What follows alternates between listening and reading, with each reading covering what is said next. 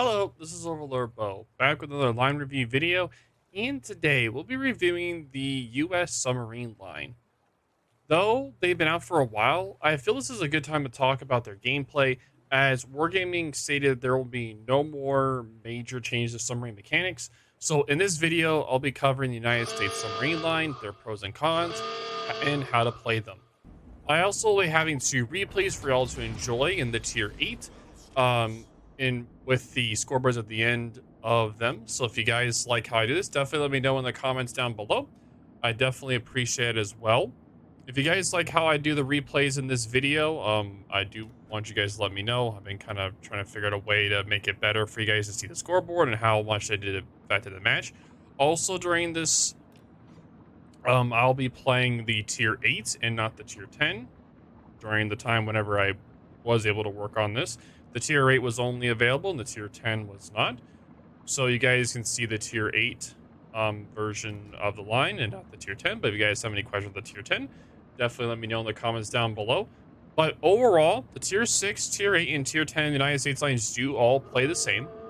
But first, we'll be showing the build on the top right, so you can pause the video at any time, take a screenshot, or get a better look at during this time. You can pause at any time to get a better look at it if you are interested in the build. So there it is. So for the US Submarine line, they're well known for having above average survivability, above average homing torpedoes, powerful but shorter range standard torpedoes, but numerous torpedo tubes, but few loaders. They can fire a lot of torpedoes, but it takes a while to reload due to only having 2 loaders at a time. So pretty much if you have 6 torpedoes in the front and 4 on the back for the tier 10, if you fire all the torpedoes, only 2 of them will be loading at a time in the front, and 2 of them will be loading the back at a time.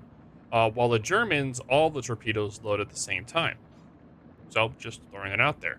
You do also get a long-range sonar ping, a high top speed, but mediocre turning and diving. Good dive capacity. Now, keep in mind that the tier 10 subs are very fast underwater, having a base top speed around 26 to 27 knots, while the tier 8 and the tier 6 have a lot slower speed when diving at 30 at the max depth, pretty much at the 30 meter and the maximum depth. Just to be aware, if you're at periscope and the surface, I believe it should be about the same for a periscope, and the surface should be about the same, so just keep that in mind as well. Now, the US submarines are better suited for mid-range gameplay, preferring to stay between 8 through 11 kilometers. Their faster sonar ping and long-range torpedoes makes them well suited for harassing enemy ships. Against isolated targets, they can get closer and devastate with their high alpha strike.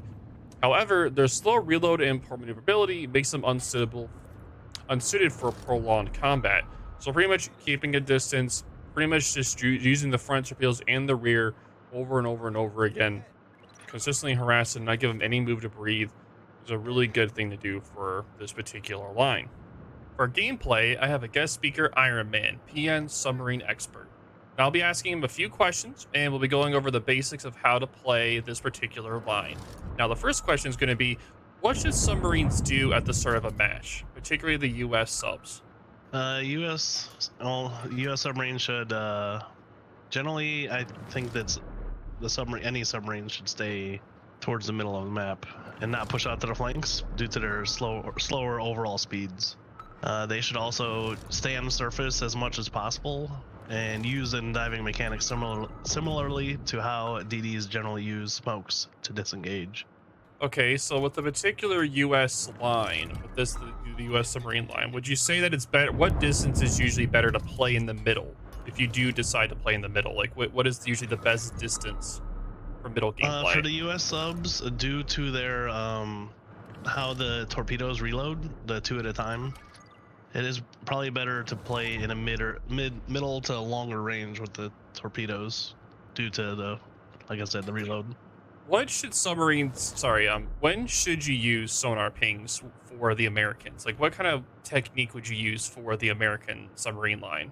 As I said, with the medium to longer range, you should only use the sonar pings on the longer range targets. Targets that are possibly about to escape detection, so you can try and arc the torpedoes around a corner. or highly agile targets, even, believe it or not. If they know you're in the area. If they don't, then it's better to use dummy torps. But that part about the highly agile targets will change once people are more familiar with how to dodge submarine torpedoes. Then using dummies will be better all the time. Yeah, at this moment, with my experience with submarines, I've had a lot of success with the double pings. Like this double pings can almost guarantee get a lot of hits. Yes. Normally, if you're trying to hit a target that's kiting away, normally my experience is you're trying to get the ping at the front of the ship, more Yes. than the rear. Because if they turn, if you have a double ping at near the front, if they're kiting, you're more likely to hit them. But normally, if they're pushing at you, it's normally better to get the ping in either the middle or the back. But the back part, it's more. It depends on how they turn. Because if you try to get the front ping when they're kiting at you, they're more likely to be able to turn their bow and dodge. While if they're kiting away, if you get the bow, you're more likely to actually hit the ship instead of it missing.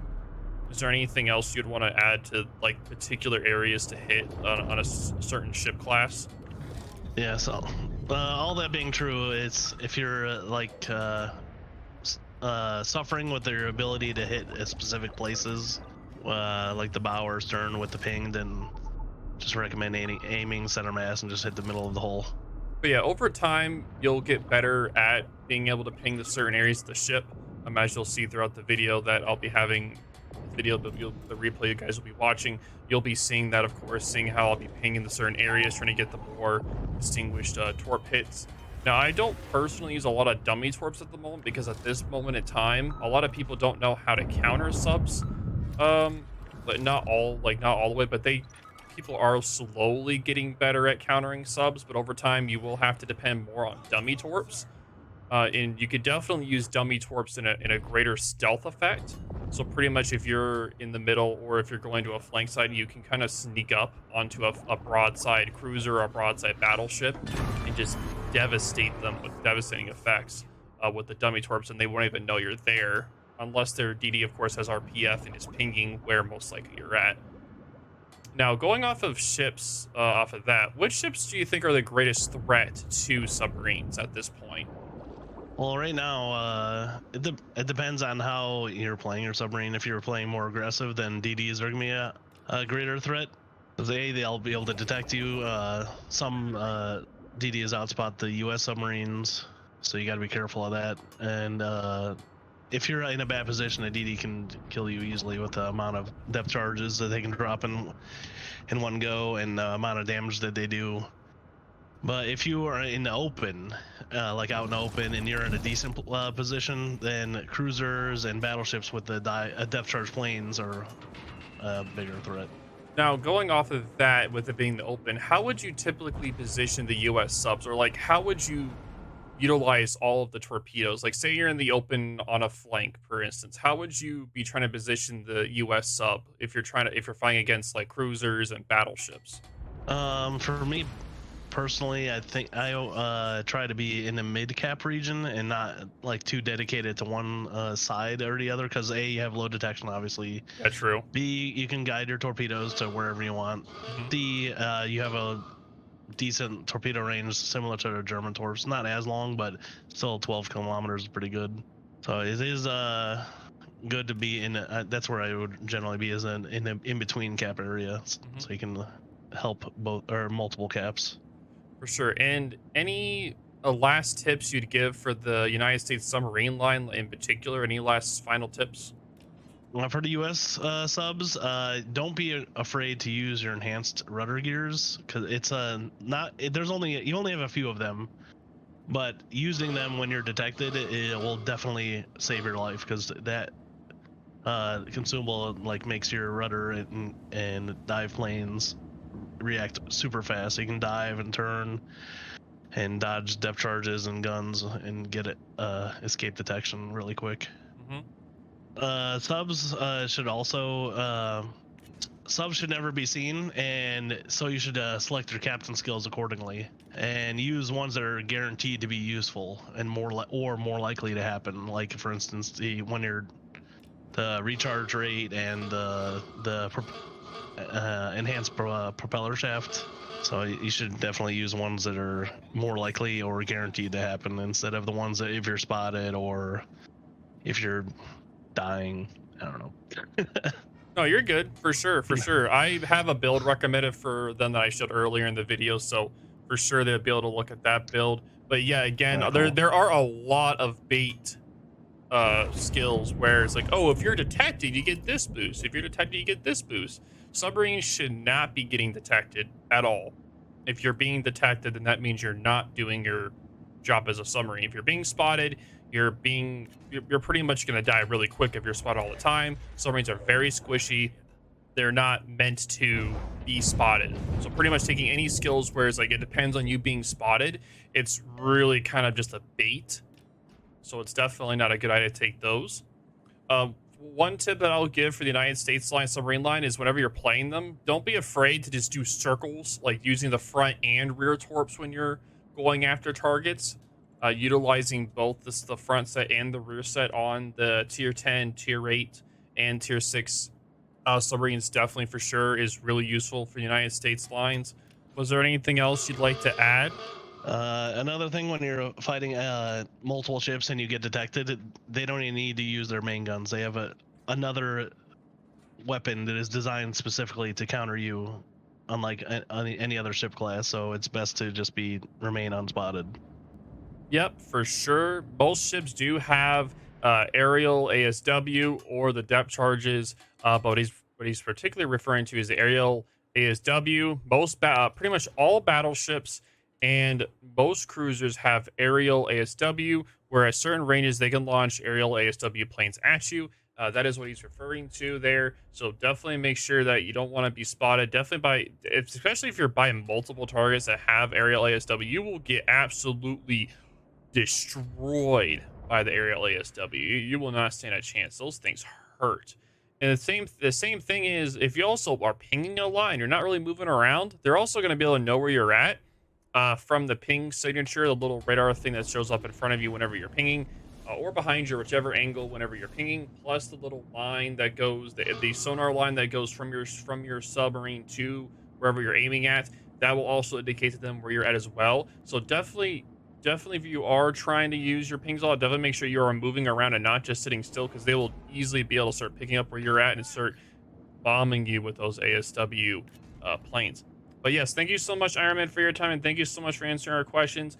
That is all that information we're going to talk about today. But at this point, I'll be watching the replay with you guys, going over my thought process of the match, and kind of just kind of showing you guys, talking about tips and tricks for this particular submarine line. Now, the American submarine line, I've been starting to like a lot more for the tier 10.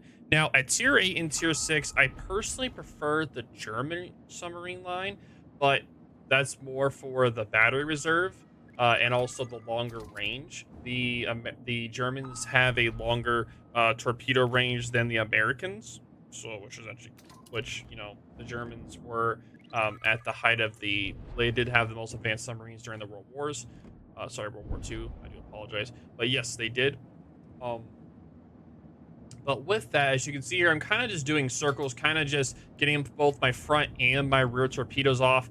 As you can see, I am going to be trying to torpedo this DD, and this is going to be quite a interesting predicament here, because it's always hard to get good torpedo hits onto a DD. You have to get a double ping, and since it's really hard, first off, to get a ping on a DD, it can be quite difficult. And you also are trying to get a double ping. Pretty much, if I haven't explained this concept already, when you double ping or single ping, there is a certain distance away the ship that will stop. Pretty much, there's a homing distance on ships, right? So pretty much, they're at different classes have different ranges where the torpedo will stop homing. So for instance, battleships have like a 3.5 kilometer, it's like a 3 kilometer distance where the homing will stop if you do a singular ping, but then if you have a double ping, it goes to like 1.5, I believe, or I think it's 3.5, and then it's 1.75 kilometers away from the target. For cruisers, it goes to like 2 kilometers if it's a single ping, and then 1 kilometer if it's if it's a double ping. I don't remember the exact distances, but that's what I believe it is. And then for DDs, it's like 1 kilometer and like point. It's like it's either 1 kilometer away is when the homing stops on DDs for a single ping, and for a double ping it does 0.5. But I've seen torpedoes on DDs kind of home close to that, so I think it's like 0.75 kilometers or 0.5 kilometers for homing on DD, and then it's like 0.25 kilometers whenever it's like stops homing. It's like it's really dang close. It's like super close when it's double ping. Now for submarines, it's pretty much like 0.5 kilometers for a single, and for double, it's pretty much just right on the sub. Like pretty much the homing is like dead on the sub. It doesn't stop homing until it hits. I believe for even like just for the singular and the double, it's almost like it's pretty much onto the submarine.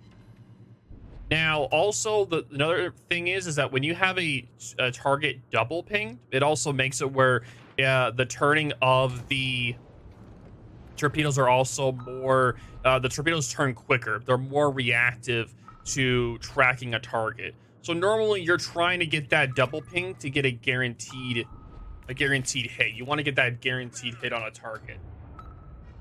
Now, again, you're also trying to make sure that someone isn't able to hit you these aerial planes, so you're trying not to get yourself spotted too much by pinging too much, because they can see where you're pinging all the time. They can see it.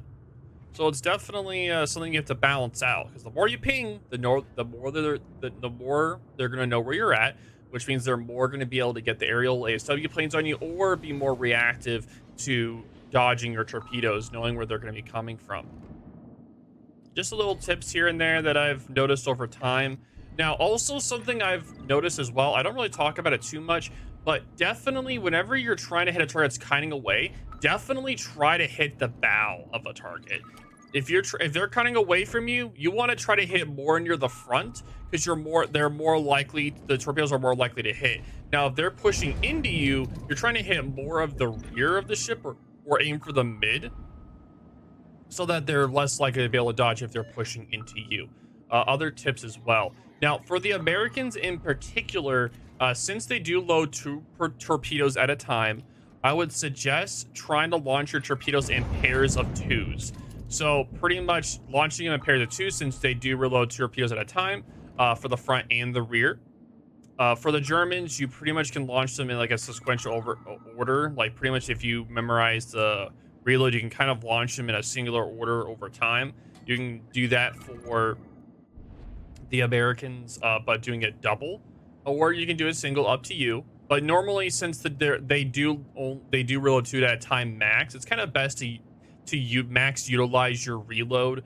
That is just a tip for the American lines in particular, if you guys are wanting a little tip on that as well. Just something I've been thinking about while playing them. Overall, I don't typically like submarine gameplay can be interesting. I don't find it to be the most fun, but I do love the graphics of the underwater and the scenery underwater, and I do love how like the water reacts to the submarine, and it's just a really cool mechanic. There are just some things I don't find super balanced with them, mostly like the spotting ability when they're at periscope and such. It's pretty much a DD. Like, to me, I really play submarines more as like a DD. You're playing as a DD that can go underwater, and if you think about it like that, then you'll play a lot better. You don't play it like a submarine. You don't need to be super, like, you don't have to be underwater. You can just play it on the surface or however. Now, you can also play it sooner or later, whenever people get more used to submarines, you can play it more like a submarine, like an actual submarine, and be a lot more sneaky with how you play. Like you don't need to use pings. You can just use the dummy fire torps. Get on the flank side, get on the side of a battleship, and just try to like just do as much damage as possible. And then just go back in hiding and just do that over and over again. Like, that is also a fun style as well. But normally, as you can see, since I controlled, we pretty much win this match due to me being in the middle and just keeping a lot of things spotted throughout a lot of the match. Like earlier when I was harassing the DD, keeping him spotted as he was trying to figure out where I was at. A lot of people have the same mentality as CV hunting as submarine hunting. So people will get that bloodlust to kill a sub.